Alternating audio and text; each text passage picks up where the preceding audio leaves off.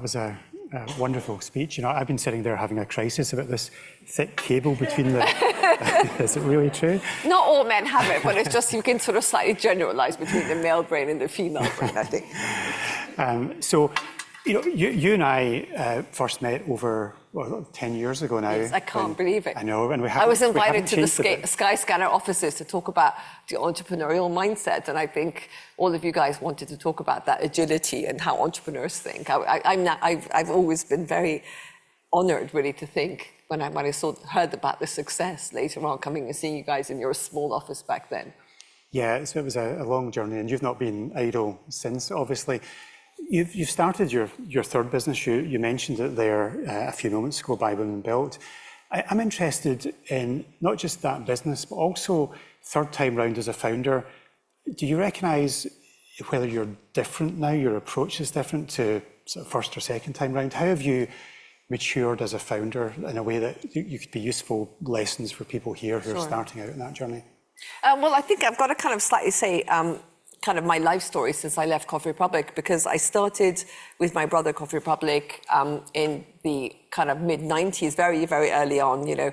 And in 5 years, the company grew, became very big, and in a way, we made the mistake thinking that big companies don't need founders anymore, and it's time to kind of sort of pass it on to professionals. And I left Coffee Republic after 5 years, and it was a huge sense of loss. I mean, I kind of I could sort of almost felt the bereavement I felt leaving a business I started, you know, because I loved what I did. It was sort of my passion. And I never realized that when you sell your business, you're actually taking away that passion, that sort of feeling of loving what you do. And it was a sort of huge gap for me. And then I started Skinny Candy, but Skinny Candy never really had the same love that I had for Coffee Republic. And then I was writing my books around entrepreneurial mindset.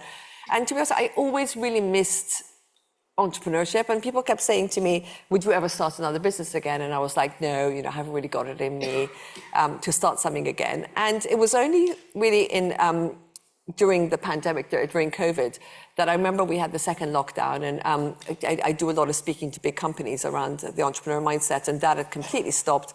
And I remember I was going through my Twitter feed with sort of almost nothing to do, and this tweet came up, and the tweet was, not all of us can invest in women, not all of us can mentor women, but we can all buy from them. And I remember thinking, that was like a bit of a light bulb for me. I thought, buy from them. That's actually really powerful. And it was the same time, very sort of shortly afterwards, it was the very tragic murder of Sarah Everard in Clapham Common, and all these young girls going, you know, with a candle for the vigil, and sort of post-Me Too movement. And I kind of thought it's incredible, because everyone wants to support women, everyone wants to empower women. And what better way than connecting people, you know, all these girls that want to support women with all these women-built brands? Because the problem is, I know, because I'm kind of sit on a lot of these kind of business awards, I know how many brands around us are women-founded, are female-founded, but the average consumer doesn't. So, you know, it's great talking about the obstacles, but actually, what about supporting and, you know, all the brands we've currently got? So very much with my entrepreneurial kind of skills, you know, I've learned not to overthink, just sort of almost take a leap. And the first thing I did, I remember, I thought I'm going to write a list of all the businesses I know that are female founded.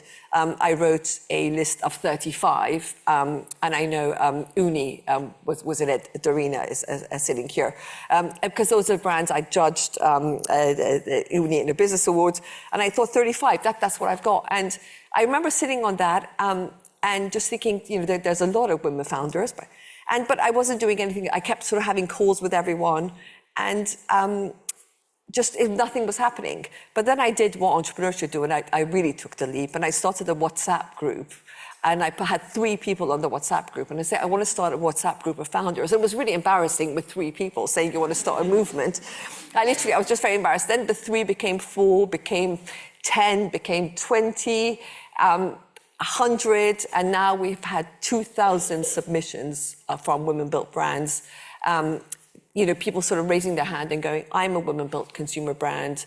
You know, can I use the kite mark? Can I tell people, can we shine a light on them? So it's sort of very much happened the way entrepreneurs do it. So I'm back to bootstrapping But, slowly kind of I'm getting more and more people to help, but it's been a real joy. And so in a way, it's giving me that connection to female entrepreneurship, and just the inspiration I get from seeing women, seeing that female brain operate at its best, just inspires me every day. And I don't do it as a business. It's a non-profit for me, but I really believe in it. I kind of, I don't have my own children. I have stepchildren who are both boys. I lost my mum, who I was incredibly close to. She also died at a very young age. So I really miss the female influence. Even my dog is male. My sibling is male. And so I really miss the female influence. And By Women Built really has given me that connection to women that I think my heart really missed. So I'm kind of, it's incredibly personally fulfilling for me. No, great. I'm just thinking about your poor dog. Stewie, he's called, yes. He's I should say, if time allows, we'll try to take a few questions from people here. So if you want to maybe start thinking about any questions you might have, then we hopefully get to you before we finish. Today, now, Sahar, you are very accomplished. You speak very inspirationally. Today we have over 200 founders here, which is just wonderful. But as you know, there's two steps, at least in an entrepreneur's journey. The first is starting, and then the second is how do you scale that.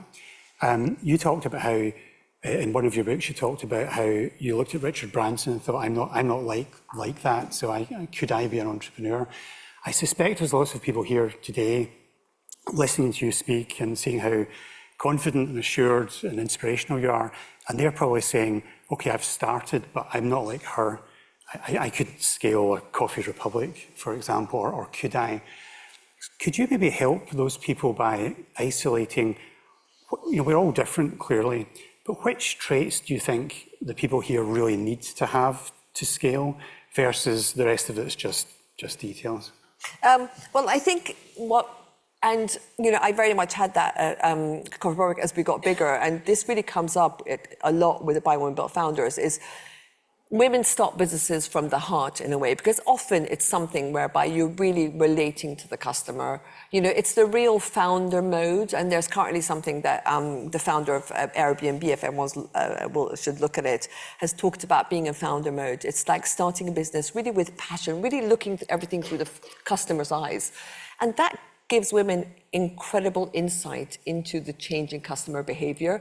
And I think that's where the sort of empathy and the female gene really comes in, because, look how how our lives as customers are changing the whole time. We're becoming so much more knowledgeable, we're getting access to so much more stuff. And, when people think about innovation the whole time, it's kind of like, women are the holy grail innovation, because problem solving, you put yourself in the shoes of the customer, and your business is trying to solve their problem as their problem evolves, and it does evolve the whole time.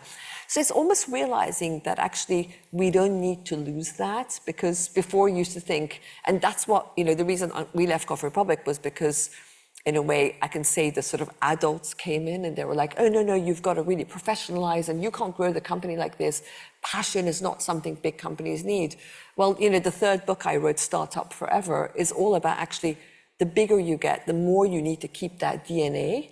And therefore, the more the company needs you as the founder, and don't let anyone tell you that you're not doing it right, because what got you here is actually going to be able to enable you to scale. So, and there's a balance, of course, because you're no longer kitchen table, you're kind of running a much bigger company. But where you keep that balance, which I think for women is incredibly important, not to lose that passion, not to lose that why of why you're doing it. And I know you're going to hear from Sam Smith this afternoon about what she's doing around super scaling. There's amazing Lucinda here from Genius Foods. I mean, the examples we've got of women who've scaled, because it's all there for us, but it's just that, again, taking the next leap into the next stage and really being able to maximize the opportunity of our business, I think is and not being scared of losing control and losing the passion and losing that why. Yes, very, very much so. You talk about beliefs quite a lot. You mentioned it in your presentation there. When you started, you had sort of 1% belief. That obviously changed over time.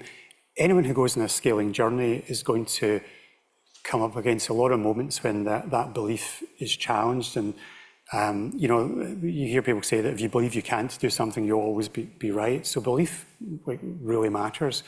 I know I've experienced, I'm sure you have, I'm sure many people here have or will, those periods where several things go wrong at once or in sequence. So a lot of your best ideas turn out to be wrong, and you've got a sequence of challenges to your confidence. What's the basis for maintaining belief when others stop believing in you? I think, in a way, I've seen this with Buy One Build. You know, Emmy, what she was talking about, her community of 7,000. I think for us women, perhaps we've never really had a network. I was kind of reading through the Pathways report that yourself and Anna did. And again, you know, the Pathways report was around this idea of confidence. Women don't feel they've got their community, that sort of classic idea of a men's club. And it was the same with the Rose Review, because the Rose Review was actually the inspiration for me starting Buy One Build. And one of the reasons why, you know, our rates of female entrepreneurship are so low, according to the Rose Review, was this lack of confidence in our skills. So I think what we're seeing, because we're actually having these networks, events like this, which is why Anna was saying you should connect with other people and chat, I think, is we all need that support and somewhere to go and talk to other people and get that encouragement. Because, you know, people sort of say love failure. I don't think failure is anything amazing to sort of think how wonderful. It's always a setback, but it really helps when someone else has been there and you realize actually they've had a setback as well. It's not just me. And just getting that support from each other. And I see this every day in the Buy One Build community. The comments we get is, you know, it used to be a really lonely place for me. I found my tribe. You know, it's somewhere where they can go and have a rant and say this happened. Is this right? So I think it's the importance of networking community. And finally, it's incredible that we've never really had these strong communities. At Buy One Build, you know, we've actually got an app whereby, you know, people sort of, someone's ranting about something and then you get like 60 comments. Incredible. You know, people saying, I've been through the same thing. And I think that really helps because, you know, it's quite natural, right? The setbacks are part of the journey. And, you know, no journey, and I'm sure your journey was Skyscanner, you know, lots of not knowing what's going to happen, and, you know, you fall and you get up again. It's just realizing, you know, that's very much part of the journey. But we can do it, really believing in ourselves and, you know, having other women to lean on, to share with. Because as I said, you know, for us women, it's just by talking is the therapy for us. Interestingly, I remember one of the most amazing talks I ever heard was actually from a therapist who was saying, and I think it's very true, that actually men talk in order to come to a solution, right? So if you ask, and I'm sure everyone with their other halves might have this issue, if I ever ask my husband something, he always wants to come to a solution because he doesn't understand why I'm asking. Whereas for us women, it's actually the talking about it. It's the solution, right? That's the therapy. We're not necessarily coming to a conclusion. Just the fact that we can talk about it, that's actually the release. That's the solution for us. And so those are the differences that's why, in a way, I can't believe that we say women don't really have networks, because women are so amazing at networking. That's just what we naturally do. It's the sort of chattiness gene that we've got.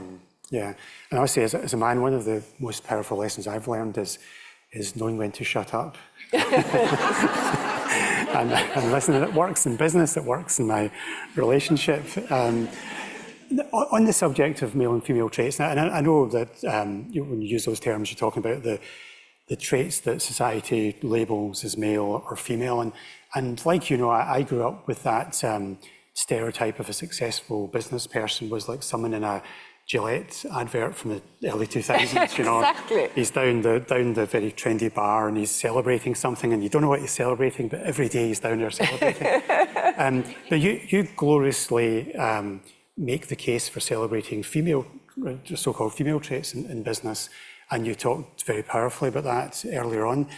I'm interested in how does that manifest? So, for example, at an arbitrary point in Coffee Republic, what did it feel like for male and female employees to be in a business where you emphasised female traits? What way did you think it was different as experienced by the people in your team? Yeah, well, you know, I mean, what I say is, and you and I were talking about sort of the formula I've got with my other head for large companies is, you know, get close to your customers and take away the bureaucracy, the perfectionism, the having to know all the answers.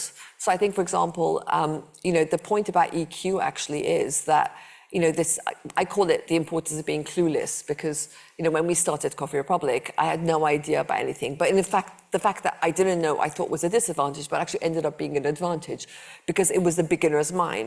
I was just looking as a customer. And the reason why no one in the coffee business started a coffee bar chain was because they knew too much. Almost the experience was stopping them. They they were blind to the opportunities. So the fact that we were clueless was just incredible. We were asking questions, that curiosity was coming up. So I think it's things like this that really make a difference, being able to see your business from the customer point of view, not having to know everything. And I think that's slightly, if I can call it the male brain, there's always that bit of a bravado of, I need to know, I've got all the answers. And I think when people get into leadership positions, I've seen this a lot in kind of professional management, it's just feeling like if you ask a question, it might be stupid and you might look stupid.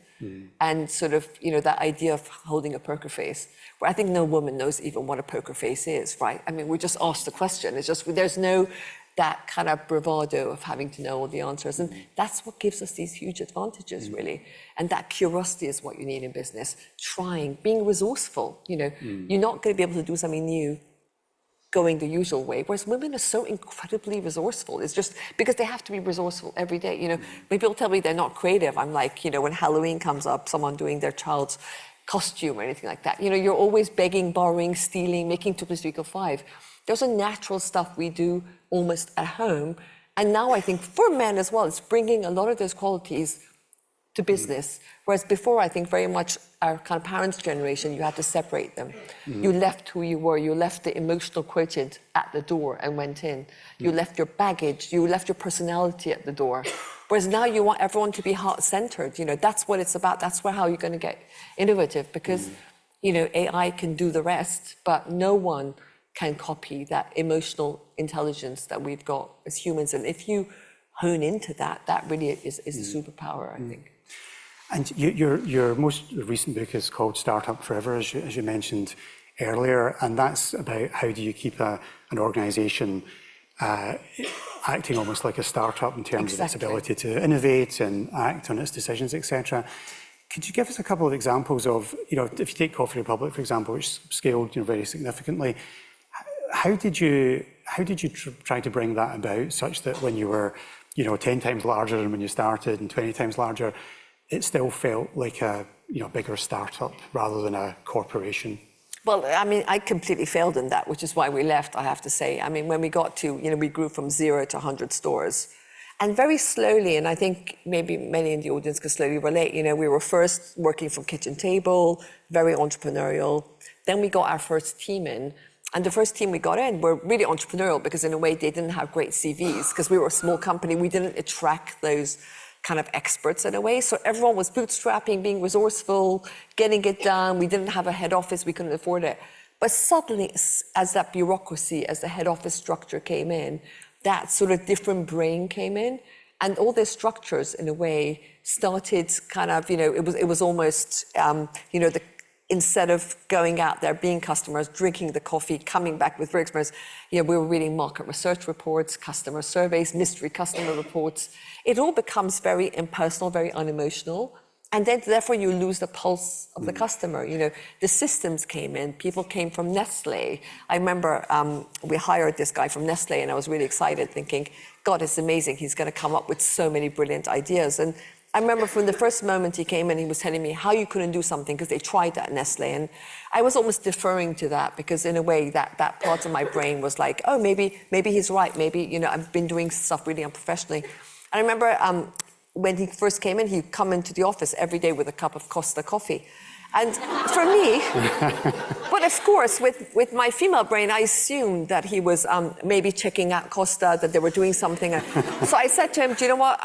Simon, he was called, I can say. I was like, Simon, is there something at Costa? Should we go and look? Because you've been going there every day. So, should I come with you? Is there something they're doing that we need to look at? He was like, no, Sahar, do you know what? Unfortunately, in my commute in, I just don't go, I just go past the Costa and I get my coffee from there. And I was like, so Simon, when did you last actually get a coffee from Coffee Republic? He was like, we've been so busy. It's been about 2 weeks. I was literally about to call the police at that point because I was like, how could he be so out of touch with the customer world like that? But that was what the thinking was back then. And I didn't realize to say, actually, listen, mate, you're fired, because it's where it's at, that.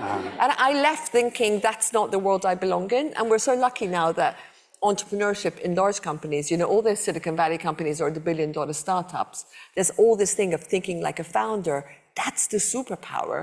Because a founder always thinks about the why. It's not, the founder doesn't try to sell. The founder is the customer providing a solution for their own problem. And that gives them enormous insight to what the problem is. And that's a definition of innovation, which is why, you know, all the brands that Buy When Built are so incredibly innovative, because it's a genuine need. They weren't just thinking, how can I get market share? They were like, how can I solve this problem I've got or my child's got or something I can't find?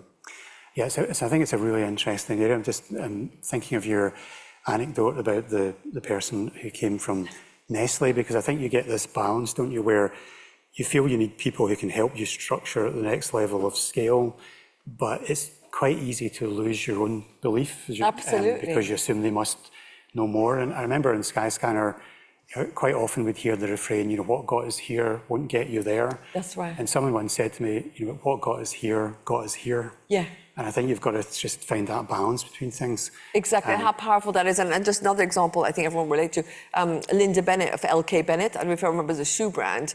I mean, she ended up sort of selling her company, leaving to great, again, you know, great sadness for her, but she attended the board meeting. And I remember, and she said that she was mentioning something about you know, they said, how's it going, Linda, the business or whatever? And she was like, actually, the leopard skin shoe was a real mistake that season.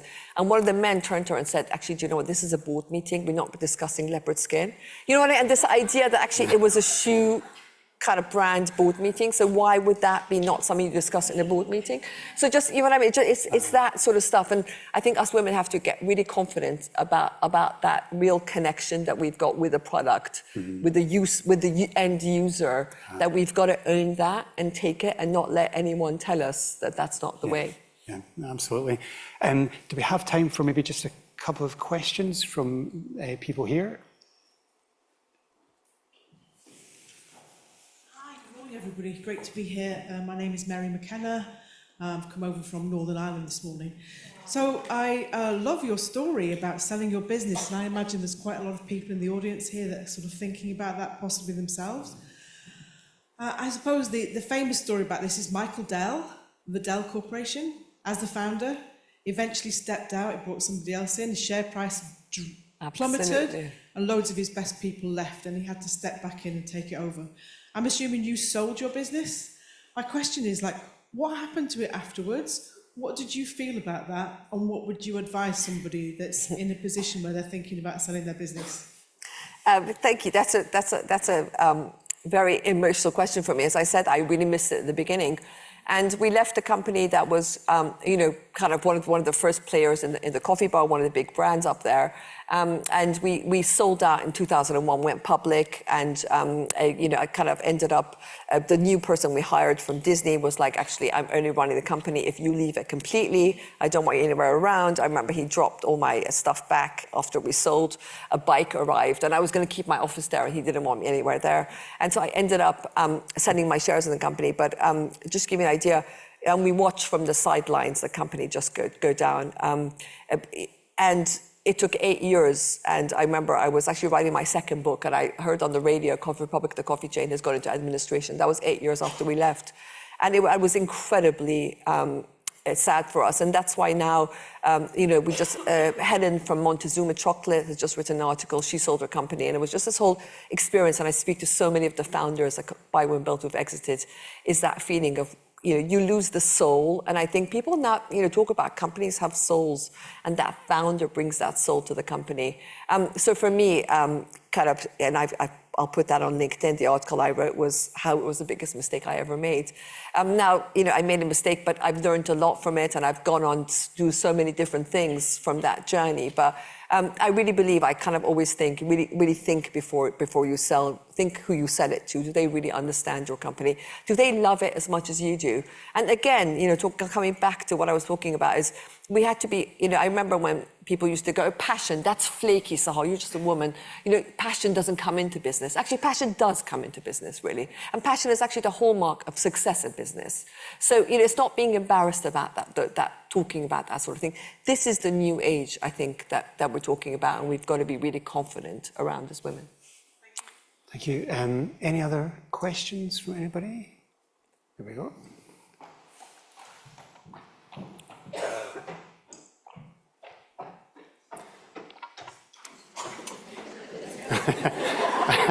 Getting your step count in for the day. I'm Sarah Morton. I'm from a company only here in Edinburgh, so well done for going much further. Mark, I was really pleased to hear you ask the question about challenges and how do you keep going through challenges. And I just wanted to add to that. Well, what's your advice about keeping the confidence of your team when you're going through challenges? Because I think as an entrepreneur, you can have a real sense of, okay, I still know what I'm doing, but if team morale flags in hard times, it's much more difficult. Well, I'm finding it much more difficult to know what to do with that. So I really appreciate your thoughts. Yeah. No, absolutely. I mean, I think it's very much around, and I see this kind of what I've learned myself in my new team of Buy Women Built, what I see with it, it's around that sort of authenticity, right? So if you really believe in what you're doing, you know what I mean? If you really are asking the questions always, or, trying to try different things, doing the whole trial and error, I always say I'm not a culture expert, but you really set the tone as the leader. And and when times are tough, you can kind of almost be open and say it's tough, but it's just that mentality of, listen, we're going to try this, let's try this, allowing everyone to try things and not trying to have that bravado that everything's perfect, And I know, we've been through really challenging times for every business. It's been this crosswinds of Brexit, the kind of COVID, everything has really hit businesses, and it's incredibly challenging, and everyone knows that. And I think it's about being open about that, but still thinking, actually, there's still going to be a way, the opportunity is going to come, and let's get this crisis to almost be our defining moment. We can still make it through, and let's make it through together, in a way. So again, comes back to just being sort of 100% authentic. I also think, if I can add to that, it's much easier to take a team through a difficult time the second time, because what they've learned by surviving the first time is that good times end, but bad times end too. Absolutely. So all you need to do is just hold it together and encourage the team to work the issues every day, and you will come out of that period, and then next time everyone's a lot stronger, I think. Vanessa, do we have time for one more question? One more question, and maybe down the front this time, or or just in not the front row, perfect. Very back. Backwards. I've come from Troon. That seems to be the theme of where we've come from this morning. What are your top tips for not overthinking? So at that point at which your brain is just about to go off on one and get in your own way, what do you do to stop yourself? Great question. I just take that step. So that's why, the mistake at Buy Women Built at the beginning, I was overthinking, asking everyone about it. And, that's the flip side of us not being obstinate. We're sort of persistence women, but, we're always open. I'm always, if someone criticizes us as women, we're like, oh, really? That's interesting. You know what I mean? And that's actually a great quality. But so for me, I just take a step. I just do something. I write an email. I go and meet someone. So in a way, I try to get so busy in a funny way doing stuff that I don't give time to the navel gazing. Because my point about leap and the net will appear is, I think when we're trying to leap, if you imagine leaping means you're like at the edge of the cliff looking down.